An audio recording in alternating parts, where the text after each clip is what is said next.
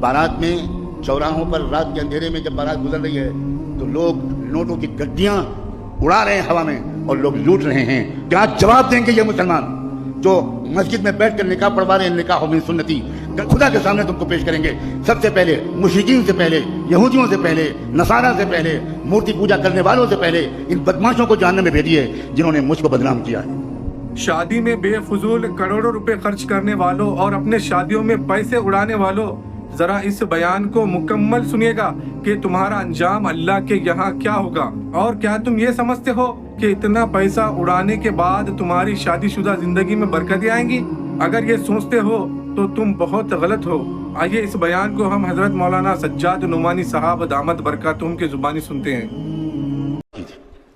برادریوں کے ذمہ دار، میں ان سے کیا گزارش کر سکتا ہوں کہ آپ اپنی برادریوں کی میٹنگیں بلائیے.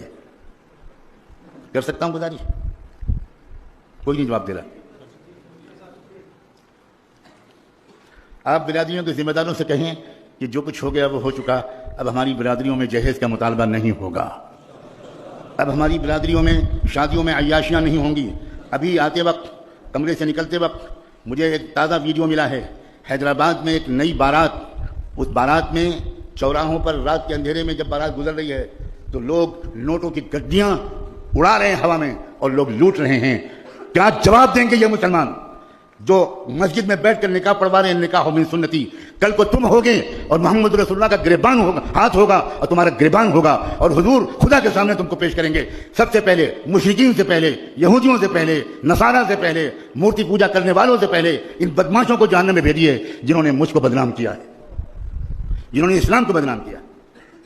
یہ پیسے جو تم لٹا رہے ہو سڑک پر، اگر ان پیسوں کا صحیح استعمال کرتے تو کئی سو یتیم لڑکیوں کو بھی سہاگ مل جاتا. تمہاری بیٹی کی بارات، تمہارے بیٹوں کی بارات جا رہی ہے شہنائی بجاتے ہوئے، کمکمیں سجاتے ہوئے. تم ڈی جے اور میوزک اور ناچ گا رہے ہو اور جس گلی سے گزر رہے ہو سڑک سے، اس کے کنارے کچھ غریب گھروں کے میں بھی ہیں. بیٹی جھانک کر دیکھتی ہے کھڑکی سے اور دیکھتی ہے کسی کی بارات جا رہی ہے اور چپکے سے جا کر اپنے کمرے کو اندر سے بند کر کے تکیے میں منہ چھپا کر روتی ہے. کاش کہ میرا باپ بھی مالدار ہوتا تو کوئی آتا مجھے بھی بیاہ کر لے جاتا. میں تو اپنے ماں باپ پہ بوجھ بن گئی ہوں. جس وقت وہ لڑکی رو رہی ہوتی ہے اسی وقت اللہ کاتب تقدیر کو حکم دے رہے ہوتے ہیں، لکھ دو اس شادی میں پھوٹ پڑے گی، اس میں طلاقیں ہوں گی، اس میں قتل و غارت گری ہوگی. اب تم ہزار دنیا بھر کے عاملوں سے، بزرگوں سے تعویذ لکھواتے پھرو، لیکن یاد رکھنا برادریوں کے چودھریوں، جو لعنت خدا کے غصے کی وجہ سے اس شادی پر برسی ہے، ساری دنیا کے اولیاء اللہ مل کر تعویذ لکھیں، وہ بلا اور وہ نفرت دور نہیں ہو سکتی.